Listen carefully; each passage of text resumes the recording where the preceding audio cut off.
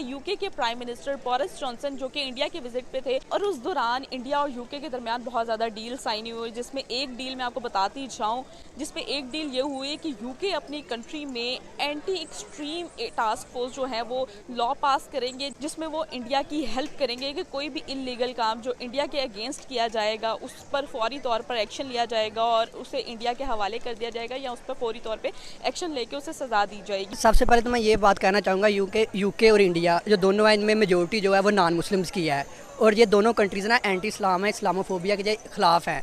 उनकी more than हम बेवकूफ़ हैं। ऑब्वियसली मैं कहूँगा कि पाकिस्तान इंडिया के रिलेशंस बहुत अच्छे होने चाहिए। बिल्कुल, इंडिया बहुत अच्छा है। टेक्नोलॉजी के दौर में देखा जाए तो इंडिया पाकिस्तान से कहीं ज़्यादा अच्छा है। इंडिया बहुत ज़्यादा अच्छे जो इंजीनियर प्रोड्यूस कर रहा है। अगर हम देखिए, मैं आपको सिंपल बात ये बताना चाहता हूँ, जो अमेरिका ना वो इस वक्त सुपर पावर है। अमेरिका सुपर पावर समझी जाती है और अमेरिका के इंडिया के साथ तल्लुकात मजबूत है। जब आपके किसी बड़ी चीज़ के साथ तल्लुकात होते हैं तो जो आप कहते हैं वो मनवाया जाता है। साथियों, देखा आपने कि हिंदुस्तान को खुश करने के लिए यूनाइटेड किंगडम में किस तरीके के कानून, ना सिर्फ कानून पास हुआ कि बाकायदा एक टास्क फोर्स, बाकायदा एक हम कह सकते हैं कि मतलब पुलिस की एक टुकड़ी का गठन सिर्फ और सिर्फ इसीलिए कर दिया गया है कि हिंदुस्तान के खिलाफ कोई प्लानिंग करता है, हिंदुस्तान के खिलाफ कोई बोलता है, हिंदुस्तान के खिलाफ किसी भी तरीके की गतिविधि को यूनाइटेड किंगडम के अंदर बैठकर कोई भी जो है वो उसको अंजाम देने की कोशिश करता है तो उसको पकड़कर जेल में डाल दिया जाएगा। ये और कहीं भी ऐसा नहीं है यूनाइटेड किंगडम में, ये और किसी भी देश के लिए ये सुविधा उपलब्ध नहीं है। इससे आप समझ सकते हैं कि हिंदुस्तान का रुतबा वाकई में पूरी दुनिया में किस तरीके से बढ़ता चला जा रहा है।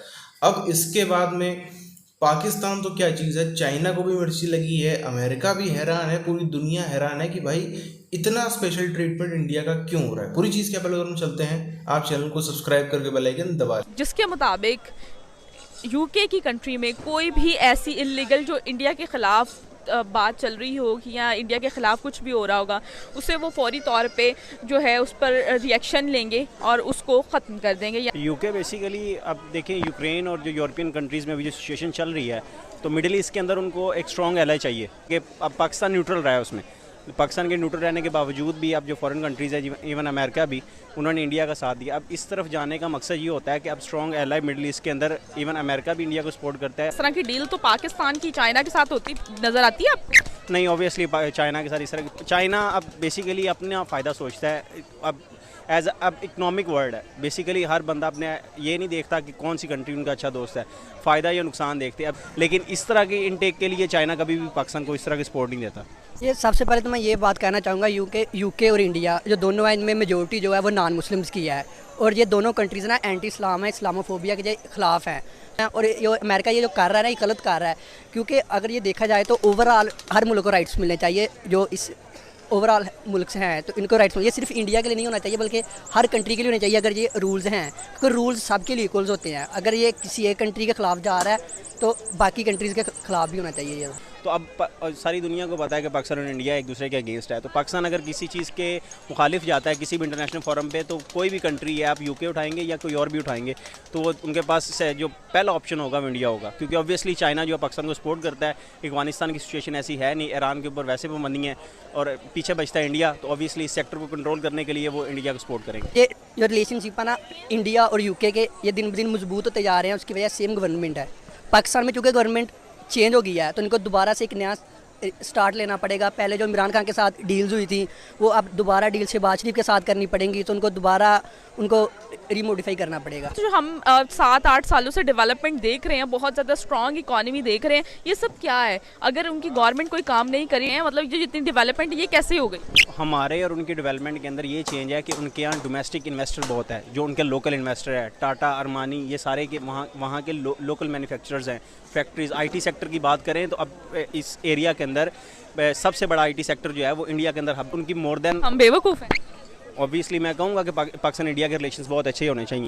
1.5 अरब के करीब उनकी आबादी है, आईटी सेक्टर बहुत ज़्यादा है, उसके अलावा जो रॉ मटेरियल है मेडिसिन का वो इंडिया से जाता है ओवरऑल दुनिया के अंदर। तो मेरे ख्याल में कोई भी मुल्क, इवन हम पाकिस्तान भी है, तो अगर इंडिया के वो खिलाफ जाते हैं तो मेरे ख्याल में बेवकूफ़ी होगी आजकल के दौर के अंदर। बिल्कुल, इंडिया बहुत अच्छा है। टेक्नोलॉजी के दौर में देखा जाए तो इंडिया पाकिस्तान से कहीं ज़्यादा अच्छा है। इंडिया बहुत ज़्यादा अच्छे जो इंजीनियर प्रोड्यूस कर रहा है। अगर इंडिया टेक्नोलॉजी में बहुत आगे है पाकिस्तान से, ये मैं कहूँगा। टेक्नोलॉजी में तो ये तो बात मानने में आती है कि इंडिया टेक्नोलॉजी में, एजुकेशन में, हर सेक्टर में बहुत आगे है। तो आपको क्या लगता है इंडिया जो फॉरेन पॉलिसीज़ में इंडिया की जो है आज की डेट में बहुत ज़्यादा बेहतर है? एंटी फोर्स है, एक्सट्रीमिस्ट फोर्स जो है इंडिया के ख़िलाफ़ जो भी बात करेगा उसको इलीगल तौर पर, उसको फौरी तौर पर उस पर एक्शन ले लिया जाएगा।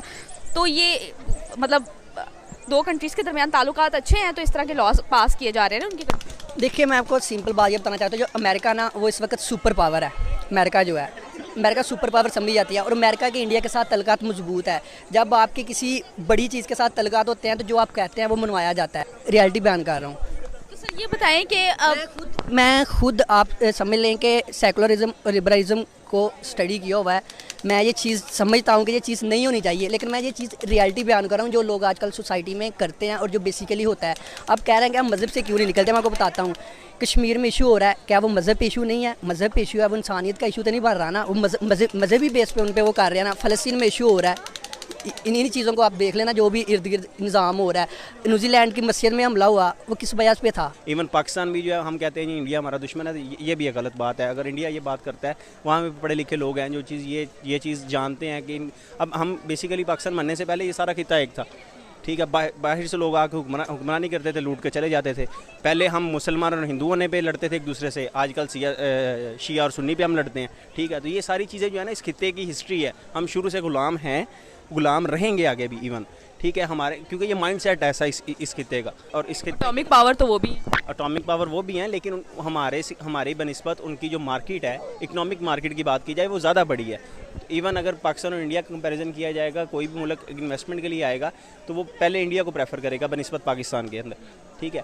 तो वहाँ अब हमारे यहाँ टेररिज्म का एक इशू है, वो पिक्चर इंटरनेशनल लेवल पे दिखाई जाती है कि ये टेररिस्ट कंट्री है, यहाँ पे अटैक्स होते हैं। इवन कराची में रिसेंटली अटैक हुआ है, आपने देखा, 3 चाइनीज़, उसमें एक चाइनीज़ टीचर, ठीक है, और एक लेडी ने किया। जिस तरह इंडिया की फॉरेन पॉलिसीज़ हैं आज की डेट में, क्या कहना चाहेंगे कि आज की डेट में पाकिस्तान इस पूरे सिनेरियो में कहाँ पर स्टैंड कर रहा है? पाकिस्तान की फॉरेन पॉलिसीज़ कहाँ पर स्टैंड करिए? हम इस तरह के जो डील्स हैं वो कहाँ पे किस तरह मतलब कहाँ पर स्टैंड कर रहा है इस पूरे सिनेरियो में पाकिस्तान? क्या कहेंगे? देखिए, अगर हम डिप्लोमेसी की बात करें ना बेसिकली, तो पाकिस्तान जो बेहतरीन डिप्लोमेटिक रिलेशन है ना पाकिस्तान के, वो इस वक्त चाइना के साथ, अगर हम देखते जाएँ ना, अमेरिका के पाकिस्तान के साथ डिप्लोमेटिक रिलेशन नहीं है। अगर डिप्लोमेटिक रिलेशन चाइना के पाकिस्तान के साथ, अमेरिका के पाकिस्तान के साथ होते, वो कश्मीर इशू पे बोलता है, क्योंकि पाकिस्तान ने साथ दिया है। आखिर मोदी जी जो है वो इस टाइम पे जर्मनी क्या कर रहे हैं? और जैसे कि आप जानते ही हैं कि यूक्रेन और रशिया की भी एक टेंशन चल रही है, तो ऐसे में उनका विजिट कितना इम्पोर्टेंट है और किस लिए है? लेकिन ये जियो पॉलिटिक्स में काफी रेलिवेंस है। देखिए, हमें समझना पड़ेगा हो क्या रहा है और ये सब कारण क्यों, ये अब समिट क्यों। पहले एक प्रीप्लान्ड समिट है, ये 7th है अपने इसमें, और मोदी जी का इस साल का पहला इंटरनेशनल दौरा जर्मनी का है। पहला जो उन्होंने वर्चुअल समिट किया था, उसमें भी वो जर्मनी के जो नए चांसलर ओलाफ साहब, उनको एड्रेस किया था। और ओलाफ साहब का भी पहला इंटरनेशनल समिट मोदी जी के साथ है, और जो पहला वर्चुअल समिट था वो भी मोदी जी के साथ था। समिट में जाने से पहले जर्मनी ने कैटेगोरिकली बोला, we can not dictate India its state और foreign policy. We can not give sermons to India, ये उनका स्टैंड है।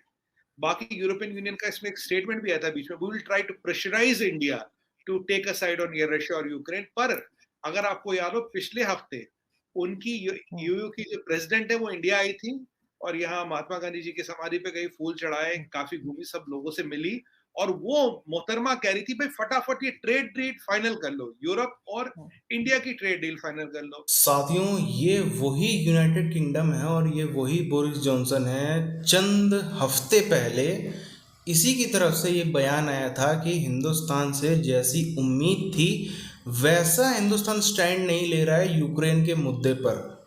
अब ये भी हम थोड़ा सा देखेंगे आखिर क्यों है इतना यूनाइटेड किंगडम जो है वो मेहरबान क्यों है। वही देश है जो 70 साल 75 साल पहले यहाँ से गया है। ये वही देश है जिसका पूरी दुनिया में इतना बड़ा साम्राज्य था, जिसका कभी सूरज नहीं डूबता था, जिसने यहाँ पर लगभग 200 सालों तक शासन किया।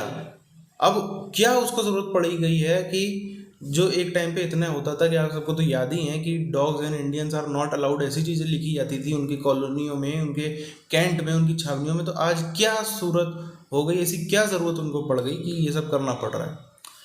ज़रूरत ये है कि आप देखो, अभी जब बोरिस जॉनसन का इंडिया दौरा हुआ, हिंदुस्तान दौरा हुआ, तो ये बात हुई 2035 तक में इंडिया इन्वेस्ट करे यूनाइटेड किंगडम के अंदर, इंडियन कंपनीज वहाँ पर अपने फैक्ट्री लगाएं, इंडियन कंपनीज वहाँ पर जो है अपने ऑफिसेस खोलें, उन्हें चाहिए नौकरी। अब आप देखो जो यूके सरकार है वो जॉब क्रिएट करने में फेल हो रही है, वो अपने लोगों को जॉब नहीं दे पा रहे हैं, जिसके वजह से उनको पता है कि नहीं जॉब दे पाएंगे, चुनाव आगे के नहीं जीत पाएंगे। जॉब चाहिए, जॉब देने की क्षमता कौन रखता है? जॉब देने की क्षमता जो वो इंडियन बिजनेसमैन रखते हैं। इंडियन बिजनेसमैन को रिझाने के लिए, हिंदुस्तानी सरकार को रिझाने के लिए ये सब प्लानिंग करी जा रही है। तो इससे आप समझ सकते हो कि हिंदुस्तान का रुतबा जो है वो कितना ज़्यादा बढ़ता चला जा रहा है, हिंदुस्तान की पावर भी किस तरीके से बढ़ती चली जा रही है। आप एक तरफ से देखो, जितने भी हिंदुस्तान से क्रिमिनल होते थे, जितने भी पैसा खाने वाले भ्रष्टाचारी होते थे, सब भाग भाग के वहीं जाके बसते थे।